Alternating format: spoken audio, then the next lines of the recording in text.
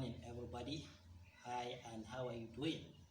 I am Abdullahi Borodo, live and direct from the ancient city of Kano, and this is my YouTube channel taking a video out here. I hope each and every one of you is doing great. I hope so actually. Today on this my YouTube video channel, I want to be talking about the aspects of blood and our own blood groups. Yeah, you heard me well. Blood and blood groups that we have as humans. Importance of blood, a lot of things about blood, medically important. You know, as a living organ, as a living human being, blood is really key to your life. So it's very important. You just have time and just follow me through this video so that I can try as much as possible. Then the small knowledge I have to just shed a little bit more light about blood products and our blood groups in general. But before I start the video, I would like to humbly ask you, please, if you are watching this video right now, and if you haven't subscribed upon my YouTube channel, please try and subscribe my YouTube channel right now by tapping on the subscription icon so that you can add to my subscriptions. Thank you very much if you have done so, and I really appreciate such gesture. After that, I'll also wish to say, please try as much as possible, if you are watching this video, to share this video to other social media platforms so that other people out there can benefit from this video. Subsequently, I ask if you want to be seeing my new videos as they trickle in on YouTube as they have been uploaded, try and tap the bell just beside the subscription icon so that on the long run you get to see my new videos. I upload them hopefully. Thank you very much for doing such, and I really appreciate. Thank you, I really appreciate.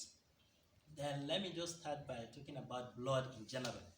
So blood is a body fluid that's extremely important. The human body consists about, like, the quantity of blood the human body has is like 5 liters. See, there is a lot of quantity in terms of liquid, right? So it's a very important body fluid that serves a lot of functions the human body. Now, this blood is divided into several parts, several components. We have the cells in the blood. There are some specific cells that are inside the blood, and there's what we call plasma. And as you know, generally blood, 90% of blood is composed of water. So that's why you'll see it in a fluid condition. It is a liquid as an organic matter, isn't it? It's a liquid, not a solid and not a gas, because, as I said, 90% of the components of blood is water. So the cells that are inside the blood, actually we have 3 cells. Let me say 3 components. We have the red blood cells, we have the white blood cells, and we have the blood platelets. Now, these red blood cells usually serve the function of transporting oxygen when we inhale external oxygen to tissues and cells, so that these tissues and cells undergo cellular metabolic respiration, in which the use of this oxygen for the body needs. Subsequently, this red blood cell also, they transport waste, body waste that are being produced due to several metabolic activities being carried out inside the body system. Number 1 is carbon dioxide. As you know, if there is this cellular respiration at the tissue and cellular level, the cells usually use up the oxygen for the benefit of the cell growth and other cellular metabolic activities, and the byproduct, waste product, is carbon dioxide. So this red blood cells component of blood, actually they serve to transport this carbon dioxide so that it can be exhaled via the process of expiration. And after that, furthermore, the red blood cells also transport nutrients that are required for the growth and development of several body tissues. These nutrients include glucose, amino acids, fatty acids. Usually these nutrients we derive them from the food we eat, balanced diet, and others. And the second blood cells are the white blood cells. These are usually important in the human body because they help fight off diseases. And you know that, as you know, if somebody lives through time, probably you spend your 50 years, 60, 70 years living, one way or the other, you'll have some infections, you'll have some stress, you'll have some infections here and there, some diseases that are portending great health risks to your natural health. So by such doing, these white blood cells usually in complicated processes that I'm not even on the position to be explicitly digested right here, they usually help in fighting out these infectious diseases and pathogens that portends great health risks to our natural health. So subsequently also, I'd like to say the blood platelets are the third components of those cells, the third components of that blood. So the blood platelets actually, their work is they also go through a cascade of complicated processes, but in the long run, they help in performing coagulation in the human body. So whenever you have a cut, severe bleeding, is it a deep cut, is it a shallow cut, is it injuries from road traffic accidents, probably industrial heavy engines accidents, probably disasters here and there, you have stress, you have cuts in your hand, anything, wounds. So actually the blood platelets help in the coagulation so that in the long run that your bleeding side or the wound side will heal effectively. So these are the important aspects that blood platelets carry out in the human body. And after that, we have the plasma. The plasma consists of a lot of nutrients, and the plasma is also found as a component of blood in general. So a lot of nutrients, I have said, usually dissolve in this plasma, and there is this plasma proteins, like we have albumin, for example, that gives the oncotic pressure that is required to maintain the blood velocity as they travel through blood vessels here and there. So after that, we have what we call the blood donation criteria. Now, even before we go to the blood donation, I would like to say that this blood that is flowing in our body, where does it flow actually? It usually flows inside blood vessels. And these blood vessels are usually, let me just say categorically, I wouldn't dig in, but just say there are two types on an open note. But much more to that, you know that there are other subdivisions out there. Have capillaries, venules, or all sorts of such, but I won't talk about those. I'll just talk about arteries and veins. So arteries, they are blood vessels that carry oxygenated blood. So blood that is rich in oxygen is being transported via these arteries. But there is an exception. The pulmonary arteries between the heart and the lungs, usually they do not carry oxygenated blood, but for the reverse, they carry deoxygenated blood. While veins in general, in the human system, they carry deoxygenated blood. That's blood that is not rich in oxygen. So, but here also we have an exception. That's the pulmonary veins between the cardiovascular heart and the what? And the two lungs that we have in our human body. So these pulmonary veins actually they don't carry deoxygenated blood, but they carry oxygenated blood. That's blood that is rich in oxygen. So these are categorically and generally the two divisions of these blood vessels. Now let's go to another aspect, that is the blood donation criteria. A lot of people want to donate blood, and it's very important if we donate blood so that we can save life. We don't know actually when you are living out here, probably in your school, in an occupational setting, in a business area, in your shop carrying out your legitimate business activity. A lot of accidents here and there can occur, and you may not really know who will be of need of your blood that you donate. So it's very important and it's been advocated that find time if you are healthy and donate blood, because you don't know in the long-term future who it will help save that such life. So, and it could be you. Somebody can donate today, and probably in the next 10 years, or probably in the next few years, you can have these accidents and you'll be requiring blood, and that donated blood will be the one that will be used, transfused into you, and you'll get better. And you see that gesture is really extremely important. If somebody can do that to you, then why then can you not do that to somebody also? So you should try as much as possible. But you already understand that I want to talk about the blood donation criteria. It's not just that I'm just rising up from my sleep and just say, okay, let me just go and donate blood just like that. No, there has to be some criteria that you have to fulfill, and the requirements you are required to fulfill before you can donate the blood.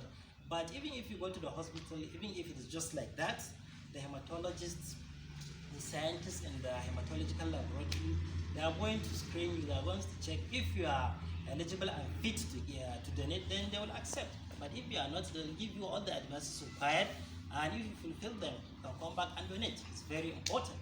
So you can even visit, even if you are just hearing this for the first time, they will actually screen you, check upon you, and see whether you are fit and eligible enough to donate. So, and if you are that eligible, then you can donate. If you are not, they'll give you advice. You go and concur with those advices, come back later and donate. It's very much important for saving lives, isn't it? So what I'm talking about is there are some general criteria actually, hematological criteria, that if you want to donate blood, at least you should be from 18 to 65 years in this part in Nigeria, or let me say sub-Saharan Africa. Also, at least you should be of a very good health. Actually, you wouldn't like to see a diseased person also battling his immune system. As I told you earlier, his white blood cells are busy fighting that disease that he's suffering from, and now he's taking those blood and donating again. So you see, it doesn't make sense when you need those cells to fight off your own disease and you are taking them out to donate it again. So you have to be of immense good health before you donate blood, and also you should have a certain criteria weight, like let's say 50 kg or above. So if you are that severely underweight, probably you're supposed to be 50-60 kg, and now when they weighed you, they saw that you are only 30 kg, you have lost some 20, 25 or 30 kg of weight. You see there's a problem. Actually, probably there's a disease ongoing on your hormone system. You should be at least, let's say, 50 kg and above before you are eligible to donate blood. So because you see, when you like lose a lot of weight, probably you are supposed to be 50 kg, 60 kg, and the way you are, and just so that you are 30 kg, then definitely there will be this impression that probably there's a disease process ongoing in your hormone system, but you didn't know, and so it's likely you don't donate. You should go and maintain and treat that disease, and if you are fit and healthy, then you can subsequently donate the blood. So it's very paramount and important. So the other part of this discussion actually is I want to just shed a little bit of light about blood diseases. There are some diseases actually that are usually directly affecting the hematological blood system. So this disease, usually we have number one, we have sickle cell anemia. As you all know, sickle cell anemia is a disease that is prevalent a lot in Nigeria. In this, my state of Kano, we have a lot of sickle cell anemia patients as prevalent in Nigeria. So it is a hematological genetic disease that affects these red blood cells, and they make them change their shape and conformity, and with such they usually block off blood vessels and impair the delivery of oxygen to several tissues. If these tissues are deprived of oxygen for a long time, then you will see there will be a lot of painful crisis, and these patients usually come out painfully crying here and there because they have a lot of painful crisis. And this group of patients usually also are usually anemic, because as you know, the normal lifespan of the red blood cell usually span like 120 days, but for these patients of sickle cell anemia, their own is severely hampered upon. Their lifespan of RDCs are usually less than 120 days, and so they have this decreased concentration of hemoglobin inside their red blood cells, and they are usually anemic. And they have other problems, but it's just that I'm not talking about sickle cell anemia today, but it's a very important disease of hematology. So it is a blood disease. Secondly, we have hemophilia disease. We have myelomas. They are also diseases of blood. We also have lymphomas. We also have von Willebrand factor disease. It's also another disease that I don't actually need to dig into because it's very technical enough for the hematologist and the better position to actually give you more details about von Willebrand factor disease. So it's very important to know that these diseases are prevalent. Now you see, the first example I made was sickle cell anemia. It's really prevalent in Nigeria, and so we should take hematological diseases seriously and of really public health importance. Now, subsequently, I want to be talking about some diets or vegetables or fruits that can help, that you can edibly eat, so that at the long run it will help boost your blood production and blood nutrients. There are some classical diets, rich containing diets. If you can take them, it will help increase your blood physiology, your blood quantity, and blood effectivity all through. So we have iron containing foods. Now you see we have these dark leafy green vegetables like spinach. They are very rich in iron. We have the red meats, usually like beef, is also very rich in iron. And subsequently, we also have these organ meats like liver, kidneys. These organ meats are also very rich in iron. Subsequently, furthermore, that egg yolk, the yellowish part of the egg, if you can break an egg, is also very rich in iron. So these foods, if they are taken at the medically approved proportionate quantity, usually helps increase your blood effectiveness. And subsequently, we also have another diet that is rich, other diets that are rich in vitamin B12. We have beans, we have nuts like groundnuts, and we have also that spinach, as I have mentioned earlier, which is also a dark leafy green vegetable. We also have foods or diets that are rich, and after I've said earlier, I've said iron, I've said vitamin B12, so we have folic acid rich foods. So folic acid rich foods, we have beans, we have legumes, we have these groundnuts. Subsequently, I would like to say that vitamin B12 rich foods, we have fish, we have eggs, and we have milk. These fish, eggs, and milk are very rich in vitamin B12. So if we have time and we are financially capable, we can be at least between meals or probably every 2 days, every 3 days, buy these contents in medically approved proportionate quantities, take them, consume them, so that they will increase the effectiveness of our blood physiology, and our blood function. Now I want to talk about the board they are just seeing behind me. These are some the ABO system, blood grouping system, hematologically accepted, and a lot of us usually have these 4 blood groups. So I want to just quickly shed a light. I'm not here to give a tutorial about hematological blood groupings or hematological disease, or I'm not here to diagnose and treat hematological conditions. No, I'm just here to just publicly sensitize some people out there that haven't got this knowledge. You know, in this world of yours, you may know a lot of things and you're thinking everybody knows, but luckily enough, if you spit out any knowledge, 1 or 2 persons out there may benefit out there. So it's very important. It's just to shed a general overview of how these our blood groups are. That's the ABO system blood groupings of hematology. So let's go through them quickly. So now, as you can see on this video, I have a column that says blood group. Another is antigens on red blood cells, and the other is antibodies and plasma. I've told you that blood, as a constituent body fluid, it contains of what?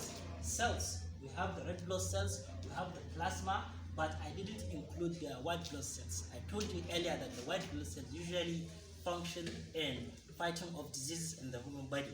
But these red blood cells, usually they are the ones that deprive the body of a lot of toxic wastes like urea, lactic acid, and carbon dioxide, and at the same time transport oxygen to tissues for metabolic activities. So that's for red blood cells. And for the plasma, I told you there are a lot of nutrients that are being dissolved inside the plasma. As I said, we have glucose, fatty acid, amino acids that usually help in our health, well-being.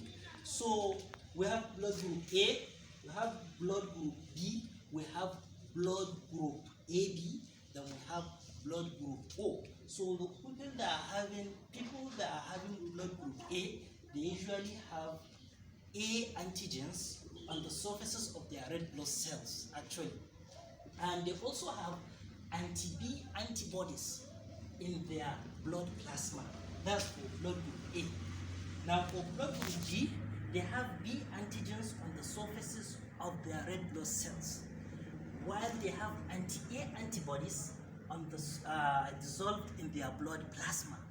Now for blood group AB, they have both A antigens and B antigens on the surfaces of their red blood cells, but they have no antibodies, they have no A antibodies or B antibodies dissolved in their plasma.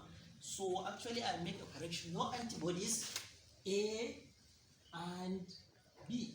There are no A and B antibodies dissolved in their blood plasma. So we have blood group O. Blood group O, they usually have no antigens, no A antigens, no B antigens on the surfaces of their red blood cells, but they have anti-A antibodies and anti-B antibodies dissolved in their plasma. So that's for blood group O. So you see, there's just criteria, a simple criteria. Usually if for blood group A, if it's been transfused, if a blood group A individual is being transfused with blood group B blood, there is likely tendency that these anti-B antibodies will attack the red blood cells of this group B. And so that person is likely going to have an agglutination reaction. And that person is likely going to react. So you see the importance of blood grouping. For blood group B, and an individual with blood group B, if he's been or she's been transfused with blood that is from blood group A, then that individual of blood group B is likely going to have an agglutination reaction, because the anti-A antibodies in blood group B plasma will attack the red blood cells that are being transfused, which are containing A antigens. Understand? So by such doing, there will be this reaction. And AB, a blood group AB person, you see it has both A antigens and B antigens. So if you transfuse A, there is likelihood, okay, yes, they have both A antigens and B antigens, but they have no antibodies. So likely, if you transfuse blood group A or blood group B to AB group individuals, there may likely be minor reactions or maybe no reactions, because actually they don't have A antibodies or B antibodies, but they may have reaction. We won't say that categorically they are not going to have any reaction. There are other factors hematologically. As I told you, there are a lot of knowledge out there hematologically. I'm just trying to shed a general overview light about this blood groupings actually. So for blood group O, they usually have no antigens, but they have anti-A antibodies and anti-B antibodies dissolved in their blood plasma. So it's likely enough, if a blood group A blood is being transfused into blood group O, or blood group B blood is being transfused into blood group O, there's likely tendency of an agglutination reaction by such doing, because we have A antibodies and B antibodies can attack these A antigens of red blood cells and B antigens found on the surfaces of red blood cells of group B individuals. So by and by, but for blood group O, they are termed usually universal donors. Why are they termed like that? because they can donate to A group, B group, and AB. Why? Because if they donate, you don't forget that they don't have any antibodies. So since they don't have any antibodies, they are not going to attack the antigens, the red blood cells of A. They are not going to attack the red blood cells of B. They are not going to attack the red blood cells of group AB. And they are also not going to, yes, as they are also not going to attack the blood groups, the red blood cells of AB and AB groups. So, but for blood group O, they usually require another blood group O individual to donate blood so that they can be transfused. So by and by, generally, this is just what I can just say about this blood group. There are a lot of discussions, a lot of technological experiments going out there in hematological labs, in hematology. This field is very vast, but it's just to share an idea about how this blood ABO system blood grouping is. There are other kinds of blood groups, and I won't say blood groups, but there are other systems of blood group in which you have the rhesus positive and rhesus negative.